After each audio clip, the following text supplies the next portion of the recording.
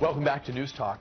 Since its inception, Playboy has been synonymous with pictures of women wearing little or nothing. But that's about to change. The venerable men's magazine announcing that beginning next year, it will focus on journalism and not photos. Michael Williams joins us now. He hosts the 19th hole on 106.7 The Fan. It is always great to have you here. Always great to be here. Thanks very much for coming in. My pleasure. There was a time, and I guess you could say this about newspapers too. You know, Right. There was a time when it's hard to imagine a newspaper being an online website and not something that lands on the doorstep in the morning. Technology truly changing all things. And so it is with Playboy. Tough. There would have been a time back in our day, and every boy knew where his dad's Playboys were. It's hard to imagine Playboy not having a certain kind of photo. It really is. I mean, it's funny. I was at the Jefferson Memorial recently, and you look at the words of Jefferson, and among them is life, liberty, and the pursuit of happiness. Was there ever a magazine that was more about the pursuit of happiness than Playboy magazine? This guy came along at the perfect time. Hugh Hefner. I'm sorry, Hugh Hefner came along at the perfect time. He created something that was right at the time when America was discovering itself, and he turned sexuality, America's sexuality, from something that was furtive and in the back room to something that he wanted to be sophisticated. So the pictures were more about respectable, and he surrounded that with some of the most sophisticated content you could possibly imagine. So it's really interesting that the only way that Playboy could really garner headlines today is by taking away nudity, when at first it was about adding that nudity. And there was a time when if you wanted a certain thing, there was a limited number of places you could go to find that thing. Right. That is not true now, and that apparently is what is driving this editorial shift. A little bit, yes. I mean, as they said, Scott Flanders, who I believe is the editor-in-chief of the magazine, said that everything that you could possibly imagine, is one click away, and some things that you wouldn't want to imagine are one click away. So the idea of having sort of nude content that's provocative is way beyond the pale for something that's in print. And I think it's a brilliant move, quite frankly. I don't know if you know, but I actually worked with Playboy Enterprises for a little bit. I ran the Playboy Golf tournaments here in Washington, D.C., and I had an opportunity to go to the Playboy Mansion and meet with some of those management people. And, it was... We'll tell you more about that later. That's going to require a trip to the 19th hole, I believe. Absolutely. It was a fantastic time. I mean, imagine an adult version of Willy Wonka and the Chocolate Factory. You just go through and just everyone's happy. It's the happiest place on earth. But it was something that was bound to happen because, again, you can't compete with what you have in terms of photo sexuality out there, but I think they can compete in terms of quality of writing. And if they get back to that, I think they really have an opportunity to create an audience again. It will be a not insignificant challenge. I mean, I think we can all sort of get the thrust of what they're going to be doing here. Yes.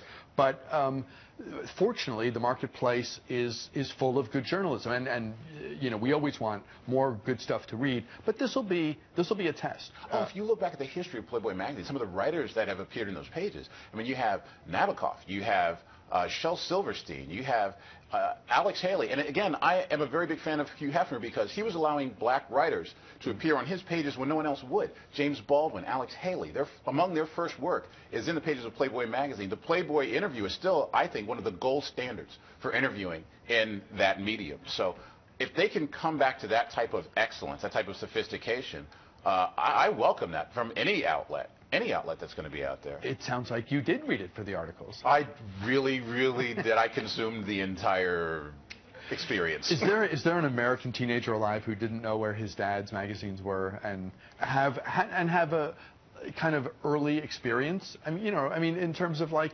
becoming a teenager on the road to young adulthood?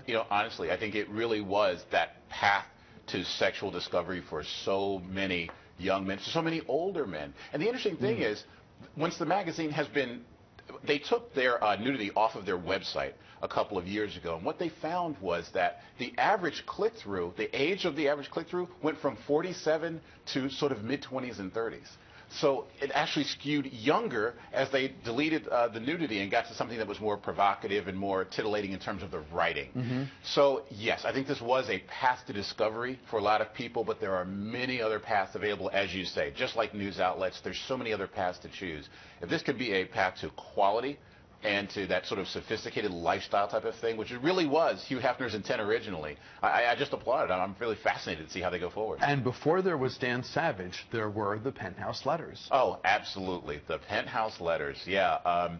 And again, sort of, is any of this really happening, or is this like more quality fiction in the magazine? You never really know what's going on there. But again, the nudes, saying that the nudes are going away, let's actually give some credit to them right now too, because how many famous careers were launched here? The very first one was Marilyn Monroe. Marilyn Monroe, who we were discovering at the same time we were discovering her. She was discovering herself. It was just an unbelievable confluence of things to have her on the cover of that magazine. And do you know that there wasn't a date printed on the first magazine? Because Hefner he wasn't sure there would be a second, so he didn't want it to be dated. So he wasn't exactly sure about it. But boy, did it really take off. I mean, and he is. I think I heard this morning. I think this is right. I think he's 89. He's 89 years old. I was there at the mansion for his birthday. As a matter of fact, we sang it. This was about 4 years ago. We sang "Happy Birthday." We gave him a card. He got married at the age of 86.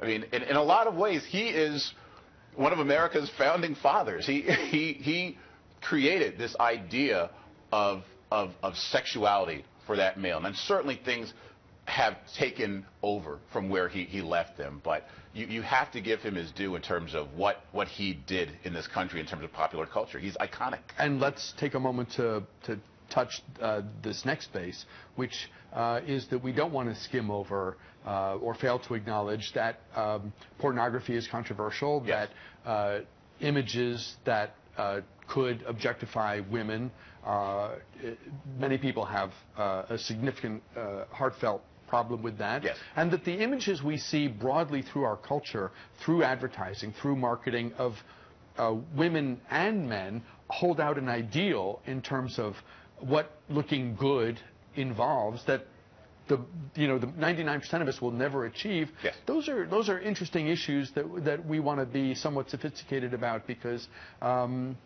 we don't. Why make people feel bad, right? I certainly agree, and I forget the name of the famous justice who said, "What is pornography?" He says, "Well, I know it when I see it." And I think when you look at the art that was in Playboy, whether it was the photographs, whether it was the sort of body cartoons, what it said, as much as it said about the magazine, is what it said about you, how you felt about it. If you felt it was on the wrong side of pornography, that said a lot about how you and your morality were positioned. So again, as a iconic cultural moral compass, almost without compare, Playboy magazine.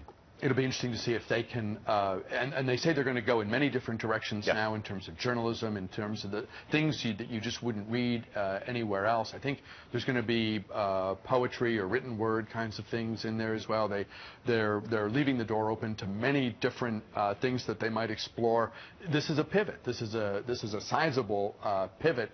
But they start with an iconic brand. So yes, if anyone can make it, you would think that a Playboy 2.0 would stand a chance of going the distance. Who wouldn't want to start off an enterprise with a brand name that has that type of power, not only in the United States, but worldwide? I mean, that name is known. There are issues of it in, I believe, 50, 60 different countries.